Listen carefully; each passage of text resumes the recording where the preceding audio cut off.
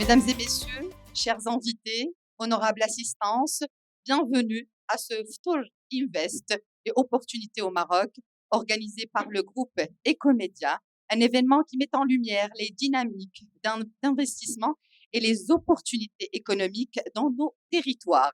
Aujourd'hui, nous allons nous intéresser à l'offre et à l'attractivité territoriale de la région Tanger-Tétouan-El Hoceima, une région qui se distingue par sa position stratégique, son écosystème performant et ses infrastructures modernes.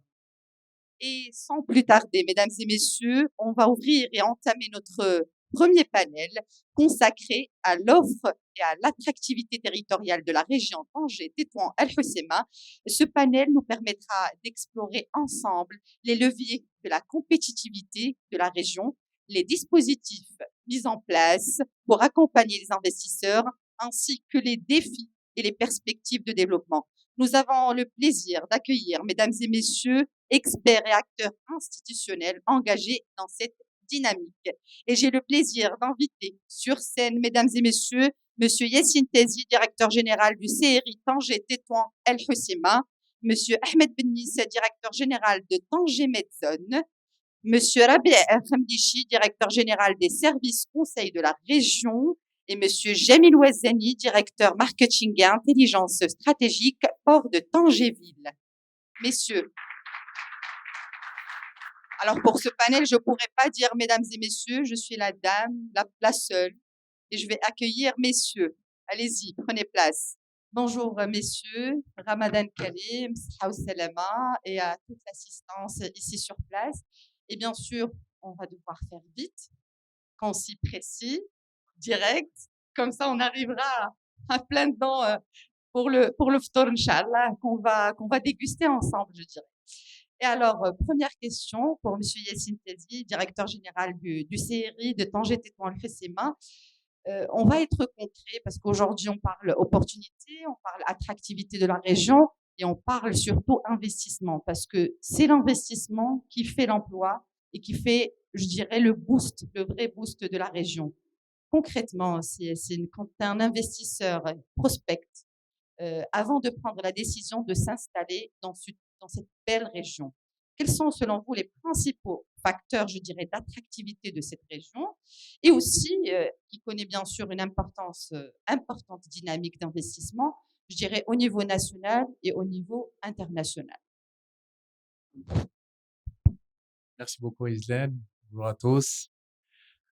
C'est une très bonne question qui peut paraître assez triviale. Elle est directe.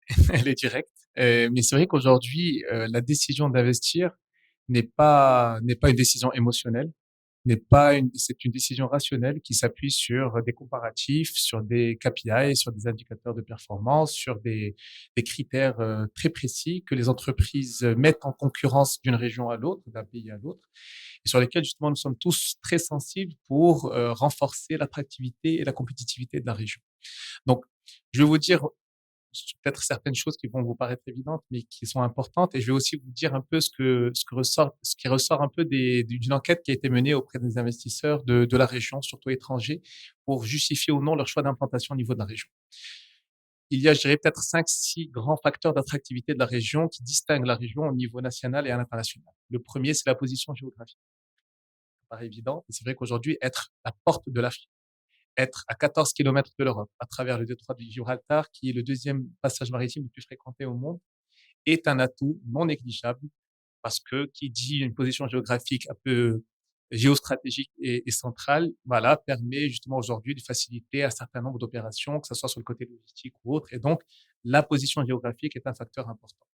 Le deuxième, qui est très important aussi, c'est les infrastructures dont dispose la région, qui sont des infrastructures world class. Et ça s'inscrit dans la vision de Sa Majesté Winslow. Aujourd'hui, on a au sein de la région le premier port de la Méditerranée et d'Afrique, le port Tanger-Med, qui est le fruit d'une vision royale qui date de plus de 20 ans. Et 20 ans plus tard, aujourd'hui, on a un port qui est un des ports les plus compétitifs au niveau international. Et ça, c'est un atout stratégique qui n'est pas du tout négligeable. Toujours au niveau des infrastructures de classe mondiale, on a le premier TGV d'Afrique. On a une connectivité multimodale aujourd'hui qui est assurée à travers le ferroviaire, à travers les aéroports. On a 3 aéroports au niveau de la région qui a une capacité d'environ 3 millions de passagers et qui font l'objet d'extensions pour passer à 7 millions de passagers, qui vont permettre de renforcer la connectivité aérienne de la région au niveau, bien sûr, national et international. On a 2800 kilomètres de réseaux routiers et autoroutiers qui permettent de connecter la région aux différents points stratégiques au niveau national. Donc, on a plus de 23 zones industrielles sur près de 4000 hectares, dont on en a aujourd'hui 2500 hectares qui sont dédiés aux zones d'accélération industrielle et aux zones franches logistiques. Et ça, c'est un facteur d'attractivité très important pour les entreprises qui exportent et qui ont besoin d'être installées aux zones franches. Donc aujourd'hui, l'offre en plateforme d'accueil est là, elle est compétitive, elle est attractive. Donc ce volet des infrastructures world class est très important. Je dirais même primordial pour tout investisseur qui veut venir s'installer ou bien investir dans notre pays. On va revenir sur des points intéressants aussi, mais vous avez parlé d'infrastructure. Je vais être aussi direct. Les ports, Tanger Med aujourd'hui, cette zone logistique qui est extraordinaire. Tanger, je dirais c'est un don du ciel, qui est la porte de l'Afrique, de la Méditerranée.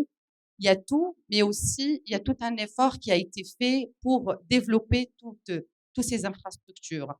Et aussi, alors, c'est Ahmed Bennis qui est directeur général de Tanger Med Zone. Tanger Med, bien sûr, comme on vient de le dire, est un levier économique majeur du royaume. Comment ces zones industrielles contribuent à rendre justement la région plus compétitive à l'international? Ah, merci déjà pour l'invitation et de nous associer à cet exercice très intéressant. Et ça nous donne l'occasion aussi de nous retrouver un peu en famille.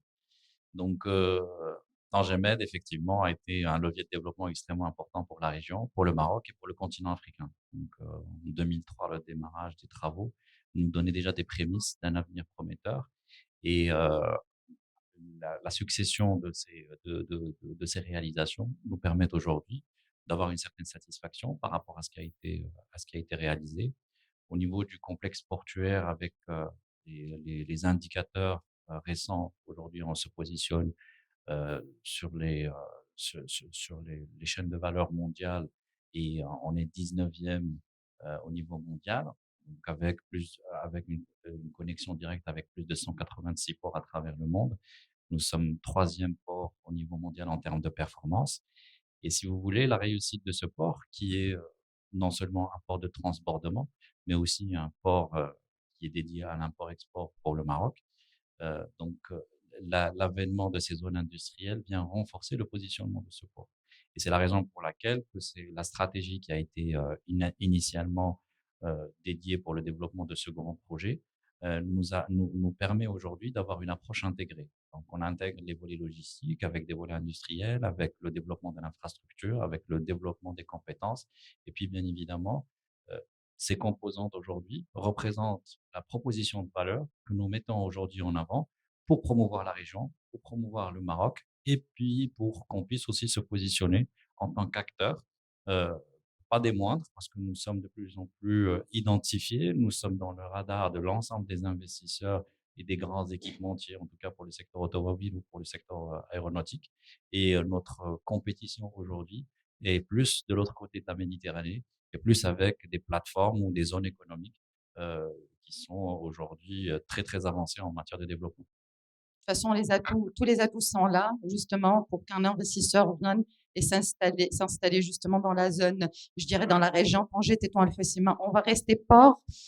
Monsieur Jabil Ouazani, directeur marketing et intelligence stratégique port de Tanger-Ville, ce port extraordinaire, magnifique, qui fait justement le miroir, je dirais, c'est la porte d'entrée pour cette belle ville et aussi pour tout le royaume, je dirais. Le port de Tanger-Ville a connu de transformations majeures au fil des années. Comment cette infrastructure, je dirais, s'intègre-t-elle dans l'offre territoriale qui contribue à la dynamique, je dirais, de cette belle région? Alors, merci aussi pour l'invitation. Je reprends un petit peu les propos là, de M. Bénis. En fait, tout part d'une vision royale. Le port de Tangerville, aujourd'hui, auparavant, il existait un seul port. Aujourd'hui, il y a deux ports. Donc, il y a le port de Tanger-Med qui est un leader au niveau mondial. Et il y a le port de Tangerville qui est un port purement touristique. Donc, notre approche est légèrement différente du point de vue de la stratégie. Donc, il y a eu toute un cycle de transformation de la ville de Tanger. On parle de tourisme. Tanger Métropole, bon, il y a eu le TGV qui est arrivé. Donc tout ça, ça a créé et transformé la ville et aussi la restauration des monuments emblématiques de l'ancienne Médina. Bon, la période de Covid pour nous a été assez dramatique, mais ça nous a permis aussi de contribuer à la transformation de la Médina et de sites historiques que l'on gère d'ailleurs à l'intérieur du port de Tanger-Ville. Aujourd'hui, on a un port qui a plusieurs cœurs de métier. On a 3 cœurs de métier principaux qui sont la croisière, la plaisance et les ferries. Mais on a aussi d'autres cœurs de métier. On a aussi l'événementiel. Donc, on a attiré, donc, vous parlez d'investissement, on a attiré, disons, des investisseurs à organiser dans la ville de Tanger des événements qui ont eu une répercussion au niveau mondial. Je vous donne un exemple. Globe 40, le premier tour du monde à la voile qui est parti de Tanger, ça n'existait pas auparavant. Il partait d'Australie, il partait d'autres villes comme la Nouvelle-Zélande, etc. Donc, dans le monde de la voile, qui est un monde assez, c'est une petite famille, voilà, où il y a de très gros investisseurs, parce qu'on parle de gros moyens. Nous, dans le contrat, il y a eu le Covid entre-temps d'ailleurs, donc ça a été reporté, mais dans le contrat, on a exigé que dans la voile, on a dessiné la voile et il y avait le Cap Spartel, il y avait marqué Tanger. Donc ça a fait le tour du monde, avec toutes les télés du monde. Et ça nous a fait C'est de la énormément vraie de... promotion. C'est de la promotion. Voilà, c'est de la promotion qu'on n'aurait pas été capable de faire au niveau au niveau budget. Ironman aussi, ça a été un autre événement. Art Explora, le dernier grand événement. Donc ça, c'est ce sont des événements qu'on arrive à dénicher, si vous voulez, en participant à plusieurs foires ou bien à des tables rondes. On fait beaucoup de soft power. Ça, c'est très important parce que parfois, il y a une très, très grosse compétitivité. Alors, quand on parle de la Porte de l'Afrique, moi, je me suis battu avec Ceuta parce que Ceuta avait mis dans une des grandes foires, le Seatrade, la Porte de l'Afrique. J'ai dit non, c'est pas la Porte de l'Afrique. Et donc, on a un petit peu changé quand vous laissez la porte ouverte, malheureusement, ça peut On est la arriver. porte de l'Afrique. On est la ما porte de كاينش اللي l'Afrique. حيدها لينا. Voilà. Voilà. Donc, en revenant à ça, Art Explora, par exemple, c'est une fondation qui est dirigée par Monsieur Jousset. C'est une personne, un très grand sportif. Donc, on a parlé avec lui et on a demandé que le bateau fasse escale à Tanger. Donc, ça a été fait d'une manière assez informelle, mais on a travaillé dessus. Le résultat, c'est 100 000 personnes qui ont visité la Art Explora et on a dépassé Marseille, on a dépassé les autres villes de la Méditerranée.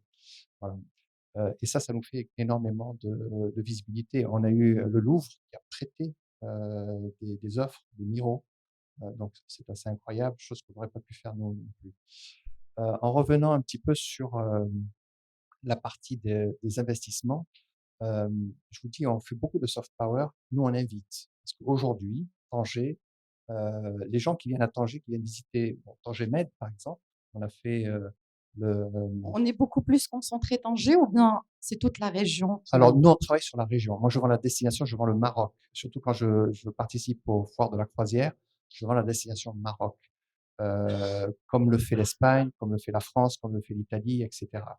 Malheureusement, on est les seuls représentants à l'intérieur de CLIA, qui est l'association des armateurs, et on est les seuls représentants. Moi, j'ai fait partie du conseil d'administration de Medcruise, qui est l'association des ports méditerranéens de croisière, où je me suis occupé de toute la partie investissement justement en durabilité.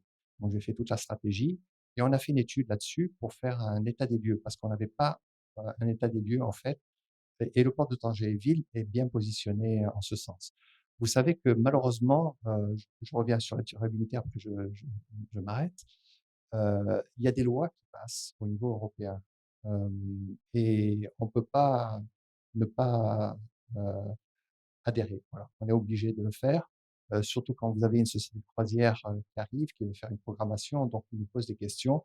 Là, on travaille sur l'électrification des quais, donc ce sont de très très gros investissements. Mais on a une différence qu'on clame haut et fort, c'est-à-dire que on n'a pas de fonds européens pour financer cela. Ça coûte très, très cher. Donc, on essaie de trouver par d'autres moyens des financements pour pouvoir être compétitif avec les autres faudrait une ports. vraie levée de fonds, je dirais. Voilà. Très bien. On garde ça en tête, en tout cas, et je vais tout de suite, je vais dire bonjour d'abord à Monsieur Rabi Hamdichi, qui est directeur général des services conseils de la région. Monsieur Hamdichi, on a écouté, je dirais, le volet logistique, le volet infrastructure aussi. Vous, en tant que conseiller de la région, quel est justement le rôle, justement même pour l'assistance qui est parmi nous aujourd'hui, dans la promotion de l'investissement et comment vous collaborez avec tous ces acteurs? Merci pour l'invitation. Bonjour tout le monde, au Ramadan Moubarak. Donc, votre Je vais vous question, demander juste à tous de parler un petit peu fort, comme ça on captera très très bien le d'accord, son. c'est difficile quand on est dans les derniers jours du Ramadan. Donc, le Conseil de la région part tout d'abord d'une vision, une vision de développement pour le territoire tout entier. Et cette vision est cadrée, bien sûr, par des documents stratégiques. Nous avons mis en place un SRAT, un schéma d'aménagement de territoire, qui s'étale sur la période 2021 jusqu'à 2046. Et puis, il y a les PDR, les plans de développement régional. Actuellement, on est en train de décliner la première période de ce SRAT, c'est-à-dire le PDR qui s'étale de 2022 jusqu'à 2027. Au sein de ce PDR, nous avons mis un programme pour justement la promotion de l'investissement et de territoire en général.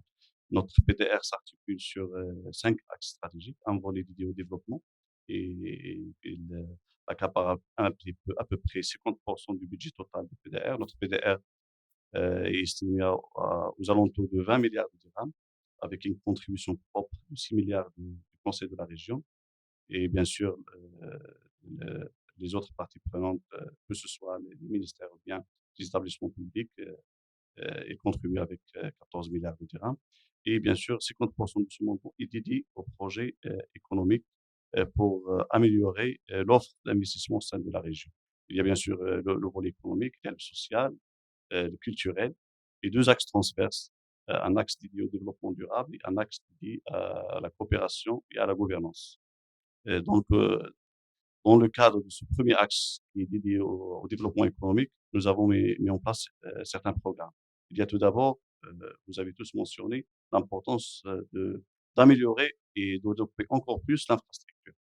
Donc, nous avons mis en place une convention de collaboration avec le ministère de l'Équipement, avec un montant total de 1,7 milliard de dirhams pour le renforcement justement des liens terrestres entre les villes, que ce soit inter-régional ou bien avec les autres régions du royaume, intra-régional ou bien. Pour avoir d'autres destinations ou bien pour Non, juste renforcer? Pour renforcer, par exemple, le premier constat déjà dans notre diagnostic au sein du PDR, que certaines régions sont un petit peu cloisonnées, comme le cas de Hoceima et de Ouazzane. Déjà, Ouazzane est une ville très proche à vol d'oiseau de Rabat, de Tanger, mais l'accessibilité de Ouazzane est vraiment problématique. Ce qui fait, nous avons mis en place avec le ministère de l'Équipement un plan pour le redoublement, le renforcement de la liaison entre Ouazzane et que ce soit Rabat ou bien l'axe vers l'Arrache. Aussi, le renforcement de la connexion entre l'Arrache et Tétouan, sans passer par Tanger. Donc, c'est un autre projet. Il y a bien sûr l'étude qu'on mène actuellement avec l'ONCR pour l'extension des liens ferroviaires jusqu'à Tétouan, mais aussi de mettre en place un noyau d'un RER au sein de la ville de Tanger. La mobilité au sein de la ville actuellement pose plusieurs défis, donc c'est une logique qu'on a mis déjà depuis 2021 au sein de notre PDR. Ça, c'est le côté infra. D'autre part, on travaille aussi sur l'accompagnement des zones industrielles, que ce soit des travaux de réaménagement ou bien tout simplement la création des nouvelles zones d'activité économique ou bien des zones industrielles. Actuellement, il y a quelques-unes qui sont déjà opérationnelles comme la zone de Saint-Jean et d'autres qui sont en cours d'aménagement comme la zone de Ouazzane, de Tétouan et je m'en passe. Donc, c'est un nouveau aussi important aussi.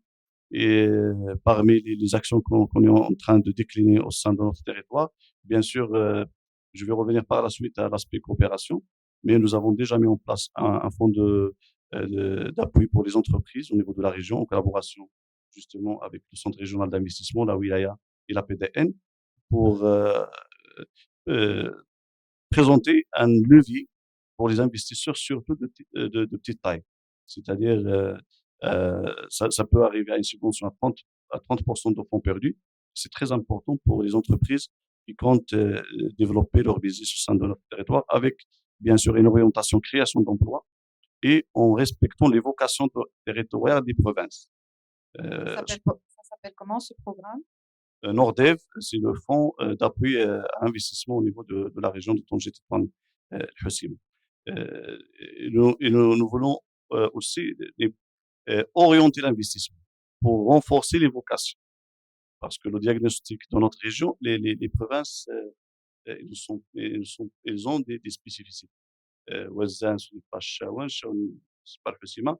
Donc, nous avons ressortir quelques vocations principales pour chaque province et nous donnons en quelque sorte un privilège et un avantage pour les investissements qui collent avec les vocations de chaque territoire. Aussi, nous investissons dans le supra, c'est-à-dire tout ce qui est formation.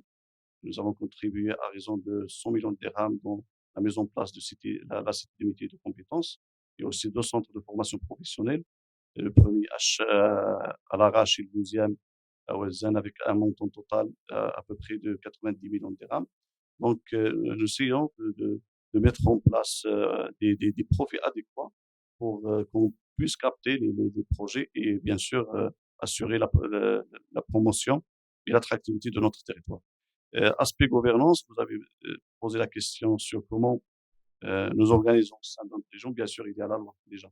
Il y a le rôle de la wilaya à travers le service, le secrétariat général des affaires régionales, le SGAR, qui assure en quelque sorte la coordination avec l'ensemble des départements décentralisés. Et nous avons mis en place certains mécanismes de collaboration, que ce soit dans le cadre de suivi des conventions signées avec les différentes parties prenantes, ou bien à travers des espaces d'échange. Notamment, nous avons mis en place un observatoire de veille stratégique et d'intelligence territoriale en collaboration, encore une fois, avec le Centre régional d'investissement, l'Université de Malk Saadi, la PDN, l'HCP, la Wilaya, et j'en passe, pour justement mettre en place un terrain d'entente et de réflexion commune pour, pour trouver les meilleures solutions pour les défis Pour avoir une bonne convergence des politiques, je dirais, publiques. La convergence et la complémentarité. Monsieur Yassine Tazi, je vais angler et rester investisseur aussi parce que c'est ce qui fait aussi les postes d'emploi, c'est ce qui fait aussi aujourd'hui le bien, je dirais, de toute une économie. Comment vous, au sein du CRI, vous accompagnez de manière concrète, bien sûr, les investisseurs et quels sont les principaux dispositifs? Parce que on a beau parler des dispositifs d'accompagnement, des programmes, mais des fois, on n'en sait pas trop. Je voudrais bien avoir beaucoup plus de détails sur les dispositifs mis en place pour renforcer justement l'attractivité de la région. Islaine, peut-être juste avant de répondre à cette question, très brièvement, on a évoqué là à l'instant 3 grands facteurs d'attractivité pour la région. La position géographique, les infrastructures de manière générale et on va dire le cadre incitatif avec le fonds Nordev, le fonds régional mis en place par la région et par la il faut le rappeler, c'est important, qui est une charte aujourd'hui qui permet de favoriser l'équité territoriale, l'approche genre, le volet de la durabilité. Donc, autant aujourd'hui de mécanismes qui offrent un cadre incitatif attractif. Je vais en citer brièvement 3 parce que je trouve que c'est important. Pour moi, ce sont des conditions nécessaires, mais pas toujours suffisantes à l'investissement. Je m'explique. Une étude a été menée récemment avec plusieurs entreprises étrangères implantées au niveau de la région Tanger Tétouan Hussein. Des principales raisons d'implantation au niveau de la région sont premièrement le cadre de vie. Bon, ça paraît simple, mais aujourd'hui, s'il n'y a pas un cadre de vie agréable pour les entreprises, la sécurité, les équipements de proximité, la région aujourd'hui dispose d'un matériel et immatériel assez exceptionnel, une vraie histoire, etc. Donc tout ça contribue à offrir un cadre de vie propice pour attirer des investisseurs de tout horizon. Ça, c'est important. D'ailleurs, ça revient comme raison numéro 1 d'implantation pour les entreprises étrangères. Le bien-être. En 2, il y avait la situation géographique. En 3, les infrastructures. Et en 4, la disponibilité des compétences. Ça aussi, c'est très important. Aujourd'hui, on a beau avoir des zones industrielles, etc. S'il n'y a pas le capital humain qui est en capacité locale, qui de mener à bien ces projets d'investissement, ça ne sert pas à grand-chose. Et c'est vrai qu'aujourd'hui, avec l'offre de formation proposée au niveau de la région, qui est une région jeune, dynamique, avec 19 établissements universitaires, une soixantaine d'établissements de formation professionnelle, avec une cité des métiers et des compétences aujourd'hui de dernière génération qui offre justement des perspectives pour les métiers d'avenir, ce sont autant d'atouts aujourd'hui qui attirent des investisseurs. Et enfin, en dernière position, ça revient dans le top 5 des raisons d'implantation, il y a la maturité des écosystèmes au niveau de la région. Ça aussi, c'est très important. On sait qu'aujourd'hui, il y a des filières d'excellence au niveau de la région, l'automobile, premier producteur automobile, dans le textile habillement, qui est le plus gros employeur au niveau de la région, et bien d'autres. La région est pionnière dans les énergies renouvelables, avec plusieurs grands projets structurants privés dans ce domaine-là. Donc, il y a une maturité des écosystèmes. On sent qu'il y a une montée en gamme dans les différents métiers, dans les différentes filières. Et on remarque aujourd'hui que tout ça permet aujourd'hui d'attirer de nouveaux investisseurs. On est devenu On n'est plus dans la phase pilote. on est plus dans la phase. Aujourd'hui, la région Tanger des investissements directs étrangers, destination au niveau national. Donc ça aussi, ça ne vient pas par hasard. C'est parce qu'aujourd'hui, il y a un écosystème mature dans ces filières-là, justement, et on rentre dans un cercle vertueux. On est bien implanté, le sous-traitant vient s'installer, etc. Il y a aussi le côté et le volet très important aussi, infrastructure toujours, c'est les hôpitaux, c'est les CHU, parce qu'un investisseur aussi, ça rentre dans le bien-être et dans le cadre de vie. Bien sûr. Ce sont autant aujourd'hui de raisons pour moi et pour les investisseurs qui sont venus là. Acdital qui sont présents aussi avec nous. Le petit coup de pub au passage. Voilà, au passage, on fait de la pub pour Acdital. Très bien. Donc, juste pour revenir à votre question, pour ne pas m'éloigner, concrètement, ce qu'apporte le CRI. Premièrement, on a une mission d'information et de conseil. Ça, c'est très important. On se rend compte aujourd'hui que beaucoup d'investisseurs, qu'ils soient nationaux ou étrangers, n'ont pas la bonne information. Donc, notre rôle d'abord, c'est d'informer la disponibilité au niveau des différentes zones industrielles, aux zones d'accélération, aux zones franches, les coûts, la disponibilité une orientation par rapport à des démarches administratives, etc., etc. Donc, on a un véritable rôle de conseiller.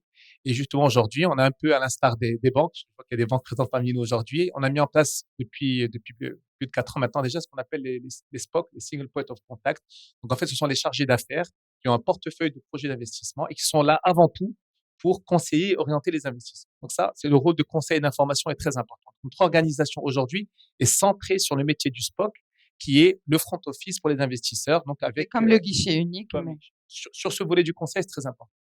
On a un rôle aussi d'accompagner les investisseurs sur les formalités administratives. Beaucoup ne connaissent pas les formalités, n'ont pas le temps, n'ont pas les moyens, ne connaissent pas les cadres juridiques, ne connaissent pas, etc. Donc on est là aussi pour informer sur ces formalités, mais on n'informe pas simplement, on accompagne depuis la prise d'information jusqu'au dépôt du dossier de manière dématérialisée, jusqu'au traitement du dossier dans les commissions compétentes et jusqu'à la délivrance des autorisations nécessaires pour démarrer le projet d'investissement. Ça aussi, c'est très important et tout se fait de manière dématérialisée. On préside aussi et on coordonne la Commission régionale unifiée d'investissement, qui est l'organe de gouvernance qui se réunit de manière hebdomadaire pour donner un avis par rapport aux demandes que l'on reçoit. Ce qu'on appelle la CRUI. C'est ce qu'on appelle la CRUI. Donc, c'est ce unifié aujourd'hui, qui réunit tous les acteurs de l'écosystème d'investissement chaque semaine et qui justement se réunit pour discuter, se concerter par rapport aux demandes que l'on reçoit et aussi de les orienter lorsque ce n'est pas toujours possible pour des raisons réglementaires ou autres, de les orienter pour rendre leur projet faisable. Donc ça, c'est un rôle très important et je remercie d'ailleurs toutes les administrations et tous les partenaires qui siègent avec nous au sein de ces commissions qui fait un travail formidable. Juste pour vous donner un indicateur, en 2024, cette commission a traité plus de 737 dossiers d'investissement qui ont été approuvés, qui représentent un potentiel de 85 milliards de dirhams d'investissement. Et aujourd'hui, ça montre justement avec l'objectif de favoriser, d'encourager au maximum les investissements à l'échelon de la région. Toujours de manière concrète, qu'est-ce qu'on fait pour le compte des investisseurs et des entreprises? Donc ça, c'est ce qu'on appelle en quelque sorte un peu le guichet unique. On est un peu dans une logique de réceptacle. On reçoit, on accompagne, on conseille, on traite jusqu'à la délivrance pour démarrer et on fait un suivi post-autorisation. On a aussi un rôle proactif. On fait de la prospection. C'est-à-dire, on sait qu'il y a des secteurs porteurs au niveau de la région, il y a des secteurs historiques, il y a des filières d'avenir. Donc, on a ce rôle aussi de prospecter, de chercher les bons investisseurs qui sont au niveau national et à l'international, qui sont dans une logique de développement pour justement leur présenter notre offre territoriale, pour essayer de les attirer en leur présentant un peu tous les mécanismes qui existent au niveau de la région, l'offre territoriale dans toute sa globalité. On leur fait faire des visites, on leur fait rencontrer les acteurs de l'écosystème, et on essaie bien sûr justement de les orienter vers la région. C'est aussi notre rôle. Donc, on va dire en quelque sorte de prospection et d'orientation des investisseurs vers la région. On a aussi un rôle par rapport à la TPME. On en parle beaucoup. On sait que la TPME aujourd'hui, c'est 90% du tissu économique national et régional. Donc, on a un rôle d'assister la TPME durant toutes les étapes de leur cycle de vie.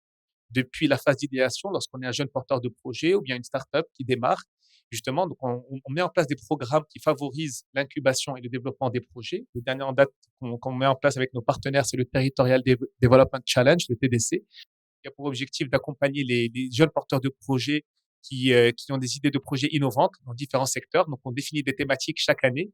Et l'idée, c'est de primer les gagnants avec de l'incubation, avec des prix, et de les accompagner jusqu'à ce que leur idée de projet se transforme en prototype et puis en produit fini pour qu'ils puissent se lancer sur le marché. Donc ça, c'est le volet accompagnement. On a d'autres programmes comme Manal, qui est une plateforme digitale qui a été mise en place avec tous nos partenaires et qui permet en fait, en quelque sorte, de concentrer sur une seule plateforme tous les besoins que peuvent avoir un porteur de projet ou une entreprise et justement de les orienter vers le programme adéquat. Ça peut être de la formation, ça peut être du financement, ça peut être autre chose.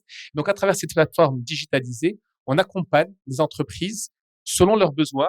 Soit c'est des programmes qu'on traite en propre à travers le CRI sur lesquels on apporte une réponse directement, soit il y a des programmes qui sont mis en place par nos partenaires avec lesquels on oriente l'investisseur vers le bon partenaire et le bon programme pour l'aider à réaliser son projet. Mais il y a aussi des dispositifs pour les investisseurs. Un investisseur, il y a le dispositif stratégique, il y a deux dispositifs. J'aimerais bien que vous nous disiez un petit peu plus sur ces deux dispositifs, je dirais, primordiaux pour un investisseur qui vient investir dans le royaume. Bien sûr. Alors, effectivement, ce que j'évoquais, c'est des programmes qui sont mis en place par le CRI avec ses partenaires. On a parlé de Manar Mustatmir, on a parlé du TDC.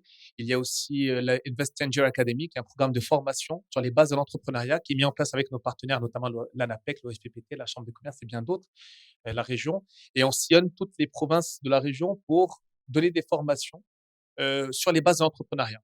Comment monter son business plan, comment pérenniser son entreprise, comment gérer sa trésorerie. C'est de la sensibilisation et de la formation qui est nécessaire parce que beaucoup se lancent dans l'entrepreneuriat mais sans forcément avoir les bases.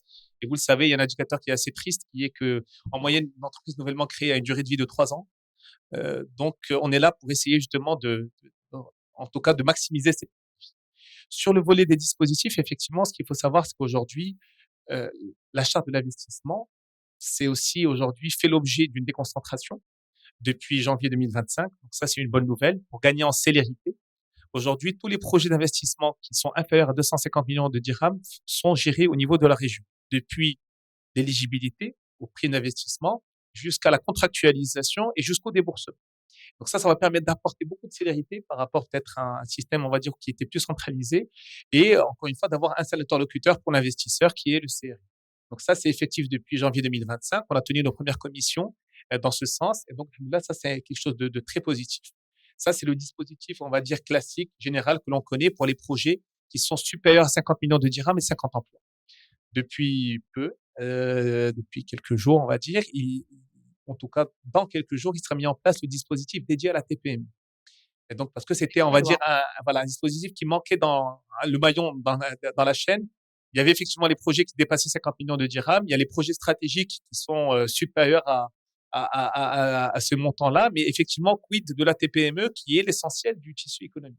Et donc, avec le ministère de l'Investissement, de la Convergence et de l'évaluation des politiques publiques, il a été mis en place un dispositif dédié à la TPME, cette fois-ci avec des seuils beaucoup plus bas, qui est ouvert sur plus de secteurs, voilà, avec des subventions qui sont adaptées pour la TPME, justement parce que l'on sait l'importance de la TPME, le rôle important qu'elle joue dans le tissu économique et notre rôle aussi de l'accompagner tout le long, encore une fois, du cycle de vie de projet, depuis un besoin de financement et la subvention n'est on va dire pour moi, c'est qu'un accélérateur et un levier additionnel, mais bien sûr, il n'y a pas que ça. Notre rôle, encore une fois, c'est que ces TPME pérennisent leur activité et puis grossissent, se développent à l'export, etc., etc. Et donc, c'est tout notre rôle avec nos partenaires pour essayer justement d'accompagner au mieux la TPME. Et juste, je finirai, si vous permettez, juste par un exemple.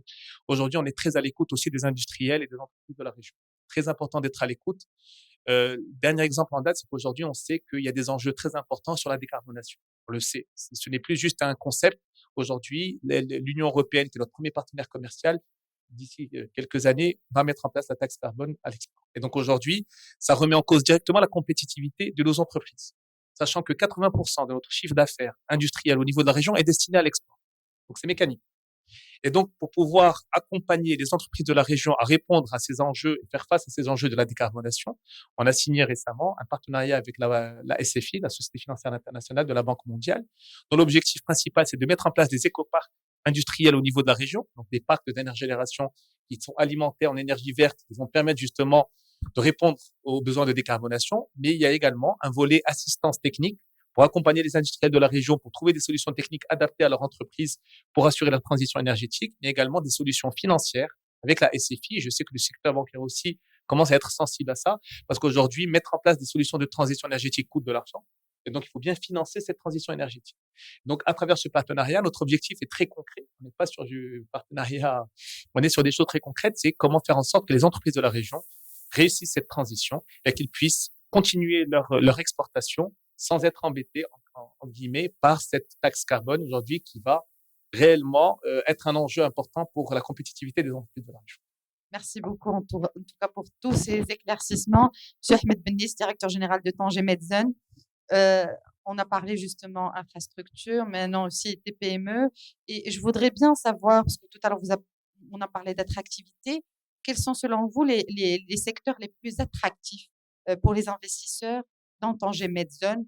Et tout à l'heure, vous avez parlé un tout petit peu et je vous ai dit, on reviendra plus en détail sur ce volet-là. Et quelles sont aussi les nouvelles perspectives de développement Tanger Medzen? Alors, tout d'abord, le pôle industriel de Tanger-Med, c'est aujourd'hui 1400 multinationales qui sont installées au sein de nos zones d'activité, donc sur un territoire ou sur une réserve foncière de 5000 hectares, dont 3000 hectares est déjà développé opérationnel et qui accueille ces 1300 multinationales. On a aussi 130 000 personnes qui travaillent tous les jours dans cet écosystème. Et vous avez les chiffres, hein, donc je vous remercie pour l'article donc qui mentionne quelques chiffres assez intéressants. Le volume d'affaires réalisé en 2024 a dépassé les 174 milliards de dirhams, donc c'est à peu près 17 milliards d'euros réalisés par les entreprises installées dans nos zones d'activité. C'est un peu plus que 25% de l'export marocain. Donc c'est extrêmement important de mentionner ces chiffres, c'est pour vous donner une idée sur la dimension que nous avons aujourd'hui au sein de la région et au sein de cet écosystème industriel qui aujourd'hui se positionne au niveau mondial comme étant à fort potentiel. Donc il y a forcément des secteurs qui se distinguent, certainement le secteur de l'automobile. Donc aujourd'hui nous avons à peu près 150 équipementiers rang 1, rang 2, rang 3 et nous avons aussi l'usine Renault-Nissan qui est la plus grande usine de l'alliance Renault-Nissan et qui a une capacité de production de 400 000 véhicules. C'est une des plus grandes usines automobiles au niveau de la région IMIA.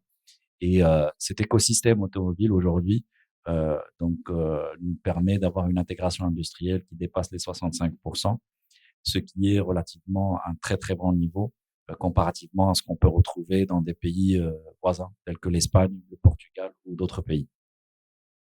Alors, l'automobile, certes, est le fer de lance, mais vous avez aussi d'autres secteurs d'activité, le secteur de l'aéronautique, le secteur de l'électronique, le textile aussi, qui est fortement présent et qui a besoin aussi d'être un peu plus accompagné. Donc, vous connaissez tous les difficultés du secteur textile. De toute façon, le chef du gouvernement vient de signer hier Oui, une convention très stratégique avec le groupe Sunrise, justement pour le développement d'une grande usine de textile, 8000 emplois, 8500 emplois en vue, Skhairat et Fès. Et bientôt, Inch'Allah, Tanger, pourquoi pas. De se positionner, exactement. Absolument, absolument. C'est une très, très bonne nouvelle pour le secteur textile. C'est aussi 2 milliards d'investissements qui ne sont pas négligeables. Donc, tout ça, c'est des données assez intéressantes. Alors, si vous voulez, pour nous, c'est des secteurs qu'on va continuer à accompagner, qu'on va continuer à développer encore plus en profondeur, développer les maillons manquants de la chaîne de valeur. C'est ce que nous faisons au niveau de l'automobile avec l'écosystème existant et aussi en attirant de nouveaux arrivants. Sur le secteur de l'aéronautique, le Maroc, d'une façon générale, dispose d'une offre assez compétitive, mais on a un potentiel extrêmement important à aller chercher et des opportunités aussi à capter pour développer encore plus le secteur de l'aéronautique, surtout surtout avec les dernières évolutions technologiques et puis surtout les capacités que peut offrir le Maroc en matière de compétitivité logistique avec des unités industrielles de Airbus qui sont situées en Europe de l'Ouest. Et puis, on peut aussi considérer le potentiel avec Boeing aussi sur la partie aéronautique. Sur les autres secteurs, donc il y a un travail d'accompagnement qui est extrêmement important et que nous continuons à assurer aussi avec les acteurs des différents écosystèmes. Pour nous, il y a 3 défis majeurs. Surtout du fait qu'on soit aujourd'hui en concurrence avec les grandes plateformes internationales, les plateformes d'Europe de l'Est, les plateformes d'Europe de l'Ouest aussi, qui continuent aussi à je dirais, à se remettre en cause pour être de plus en plus compétitifs. Et aujourd'hui, des pays comme l'Espagne ou le Portugal connaissent une certaine dynamique aussi pour reprendre aussi leur dynamisme industriel.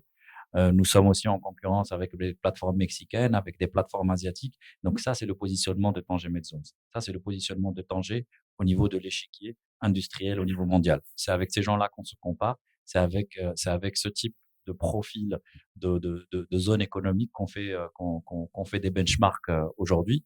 Et donc, les 3 défis majeurs pour nous aujourd'hui, le premier, c'est la diversification sectorielle.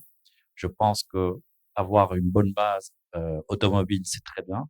Compléter avec de l'aéronautique, c'est tant mieux. Mais aujourd'hui, on se doit de se diversifier sur d'autres secteurs, se diversifier en profondeur sur les secteurs existants et puis aller chercher de nouveaux secteurs sur lesquels on pourrait se positionner et qui pourraient nous permettre de continuer encore à attirer encore plus d'investissements et créer encore plus de richesses. Le défi pour nous, il est très majeur et on se doit d'être en continuité et en réflexion, en prospection continue. Et mais combien même on atteint ce niveau de maturité, ce n'est jamais suffisant parce qu'on n'est pas à l'abri d'être impacté par des turbulences géostratégiques. On n'est pas à l'abri d'avoir demain des réglementations européennes ou autres qui nous mettent un peu en défaillance. Donc, il faut être très averti et surtout diversifier ses origines d'investissement et diversifier les secteurs d'activité sur lesquels on se positionne. Le deuxième défi majeur pour nous, c'est la décarbonation. Donc, Sitazi l'a bien précisé. Aujourd'hui, c'est une réalité chez nous déjà, parce que pour le port Tanger-Med, on est déjà décarboné, donc à 100%. Donc, l'ensemble de l'énergie exploitée au niveau du port Tanger-Med, c'est de l'énergie verte. Et nous avons développé aussi tout un processus d'économie circulaire. Et le port aujourd'hui, le port Tanger-Med est un port à 100% vert. Donc ça, on peut déjà considérer que c'est acquis.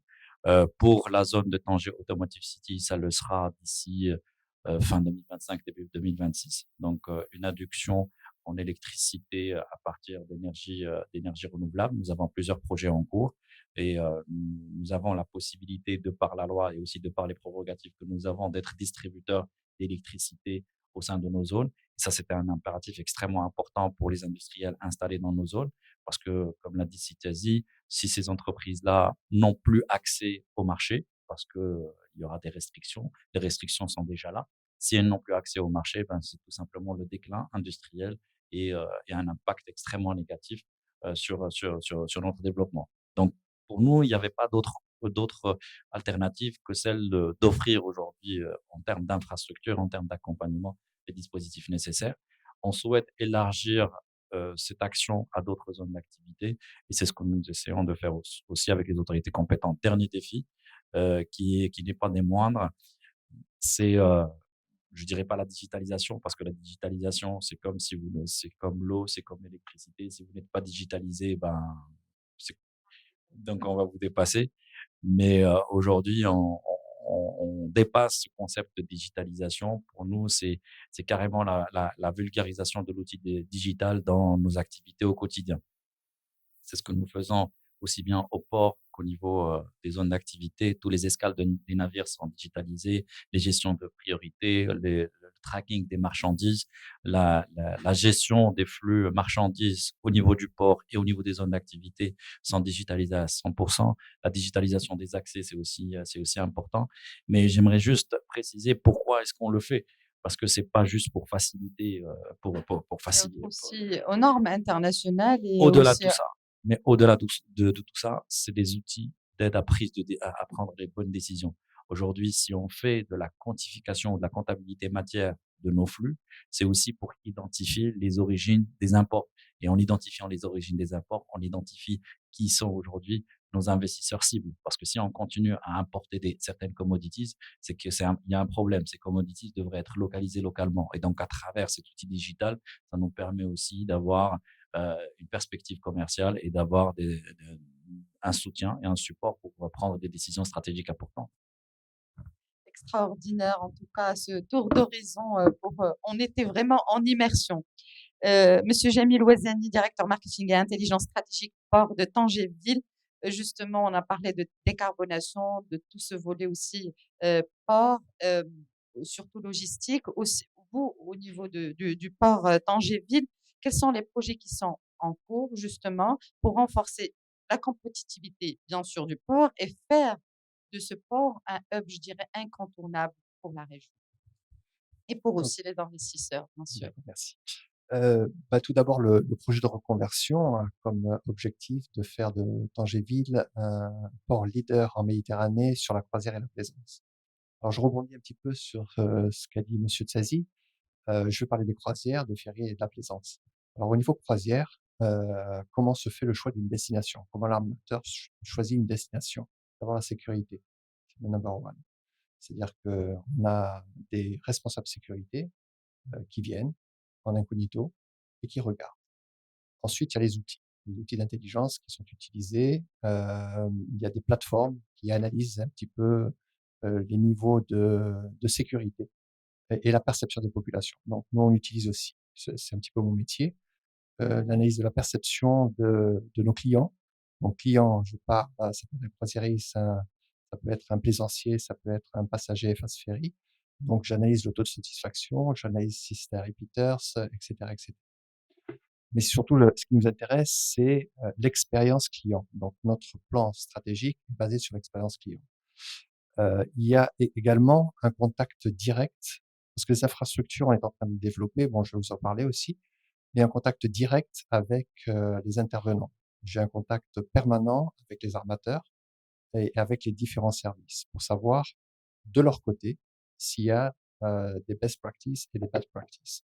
Ça nous aide énormément. Donc, il y a un échange d'informations et à partir de cela, il y a un mécanisme de confiance qui se crée parce qu'ils disent ah ok, ce port s'intéresse on a les mêmes intérêts en fait. C'est-à-dire que si le croisiériste est satisfait, nous aussi on est satisfait, etc., etc. Toute une chaîne de valeur. C'est toute une chaîne de valeur. Donc on travaille, en fait, mon travail aussi, c'est de regarder ce qui se passe en dehors du port, parce qu'à l'intérieur du port, on maîtrise, mais c'est comme si vous venez, par exemple, dans un hôtel, vous sortez et puis on vous vole votre sac. Ou bien vous prenez un guide, c'est un mauvais guide, etc. Donc on essaie, et heureusement ici, que ce soit pour l'investisseur qui vient, on a un très bon écosystème. Donc on travaille beaucoup avec le CRI, on prospecte aussi avec eux. On travaille avec la chambre de commerce, etc. On travaille avec toute la chaîne de valeur. On n'a pas peur de dire les choses qui vont bien et les choses qui vont mal. On partage l'information et ça, c'est très important. Et puis, on écoute aussi la population parce que le touriste doit se sentir chez lui. C'est-à-dire que quelqu'un qui demande une information en ville, il doit pas être harcelé, il doit avoir une réponse. Et là aussi, on l'analyse. Et il y a un très, très bon retour. Donc, l'hospitalité marocaine vraiment existe à notre niveau. Alors d'un point de vue investissement, on est en train depuis février 2024. Donc pour la croisière, on a allongé les quais. Donc on est en mesure de recevoir des bateaux de croisière de dernière génération, les plus gros, on les reçoit pas. Je vous explique pourquoi. Tanger est une petite ville, on veut pas avoir l'expérience qu'a Dubrovnik, qu'a Venise, Barcelone, maintenant Malaga, avec le surtourisme. Aujourd'hui, quand un bateau de croisière arrive, c'est la ville qui, le retour sur investissement est sur la ville. C'est-à-dire que le croisiériste sort, il a acheté une excursion et ce sont des prestations qui sont faites au Maroc. Donc, s'il a une bonne expérience, c'est-à-dire qu'il ne fait pas la queue pour aller visiter les musées, s'il mange bien, etc., etc. S'il va dans les bazars, il est pas harcelé, etc., etc. Donc, c'est Tout quelqu'un qui est l'écosystème satisfait. qui est Tout autour. l'écosystème, voilà, exactement. Je passe maintenant sur la plaisance. Alors, on a fait des analyses un petit peu de ce qui se passait sur la Méditerranée. Il y a un manque d'anneaux, surtout pour des bateaux d'une certaine dimension. Donc, par rapport au plan initial, on a une très forte demande sur les gros bateaux. On sait les recevoir et donc on est en train de construire. On a un petit peu changé notre bassin, le plan du bassin. Et donc la deuxième tranche qui est en train de se construire en ce moment, c'est pour accueillir des gros bateaux. Parce qu'il y a un manque au niveau de la Méditerranée. Et comme on est dans une position stratégique, c'est une position de passage. Donc, généralement, qu'est-ce qu'ils font? Ils s'arrêtent à Tanger, au port de Tanger, ils vont aux Canaries, et après, ils peuvent traverser l'Atlantique ou vice-versa. Donc, nous, ce qu'on essaie de faire, c'est également de créer, à travers de l'information, dans des plateformes, dans des forums, etc., de dire, OK, on a créé la PPM pour ça, c'est l'Association des ports de plaisance marocains. On a 75%, pour vous donner une idée, de capacité d'anneaux, et on essaie de les faire transiter dans d'autres villes. Au lieu d'aller directement en Espagne, donc on les fait transiter dans d'autres villes. C'est un petit peu la mission qu'on a pour faire le développement de la destination Maroc. Du point de vue ferry, on a, comme vous le savez, du fast ferry. Donc c'est une traversée qui se fait à 45 minutes maximum. Donc, on avait fait un accord avec l'ONCF. Vous partez à 7h, 8h du matin, à 11h, vous êtes déjà en Espagne. C'est-à-dire qu'on essaie de gérer, en fait, le client, le client au port de Tangéville en 1 heure. Voilà. 1 heure, il part et puis c'est terminé. On a fait d'ailleurs en ce sens, comme chaque année, une veille pour la satisfaction et on regarde, bon, je ne sais pas dire le résultat, on a 99% de taux de satisfaction, ce qui est quand même assez important. Mais on regarde ce qui ne va pas. Il peut y Le arriver 1%. 1%. Voilà. Film jaloux, 1%. Voilà. Alors écoutez, moi j'arrive un petit peu de ce secteur. En fait, il faut détecter en fait ce type de problème. Pourquoi? Parce que ça peut s'accentuer. Et vous savez, maintenant, à l'ère des réseaux sociaux, la réputation d'un port ou d'une entreprise peut tout de suite dégénérer. Et la même chose, on fait cette même étude, enfin je la fais personnellement, sur la destination Tanger et Maroc. Voilà, et on travaille avec l'ONMT, on travaille aussi avec d'autres organismes, un petit peu pour voir un petit peu comment il y a de temps en temps malheureusement des attaques qui sont faites, c'est normal. Les gens se sentent en sécurité derrière un ordinateur, ils pensent que et puis ils lancent des fake news, ça existe. Et donc ça aussi, il faut faire attention. Donc voilà. Et on peut faire attention juste quand on a la bonne information. Il faut toujours communiquer justement Exact, et faire des démentis aussi si on exact, a des fake news exact. parce que on se fie beaucoup plus ces dernières années, je dirais, aux réseaux sociaux que la vraie, je Ou dans des dirais, forums. Dans exactement. certains forums, malheureusement, il y a des forums qui sont hostiles, même au Maroc. Et voilà, il faut être dedans. Il faut regarder un petit peu ce qui se passe Il faut et être au analyser. garde à vous, je dirais, pour Exact, justement donner exact, la vraie exact. image et Parce la qu'en bonne fait, image de notre nous, ce qu'on pays. a, ce qu'on a vu, bon, je prends un exemple qui est assez, euh, disons, intéressant, c'est que chaque fois qu'on fait venir des investisseurs, ils sont émerveillés par la ville de Tanger et la région de Tanger. Et en fait, on les a déjà gagnés parce que les infrastructures existent. Il y a cet écosystème qui est favorable. Ils se sentent tranquilles, ils se sentent accompagnés. Et donc, on a déjà gagné un pas en plus. C'est pas la même chose. Moi, j'ai fait ma carrière en Italie. Je fais 35 ans en Italie. C'est pas du tout la même chose. Bien qu'il y a bien sûr des filières d'excellence, mais on n'a pas cette sensation. Et ça, c'est très important.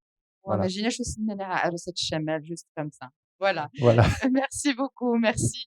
Et dernière question, je dirais à monsieur Jamel Ouazzeni, on voudrait aussi parler des, je dirais, pardon, c'est exactement, là, ça fait, vous avez parlé des stratégies en cours et les projets aussi en cours. Et on a un volet très intéressant aussi aujourd'hui, c'est la TPME, Conseil de la région. Comment, je dirais, dernière question, comment vous accompagnez l'essor de la région et tous les programmes qui sont mis en place? Merci, Jeanne, pour votre question. Pour l'accompagnement, le souci de notre conseil, c'est le développement intégré de toute la région.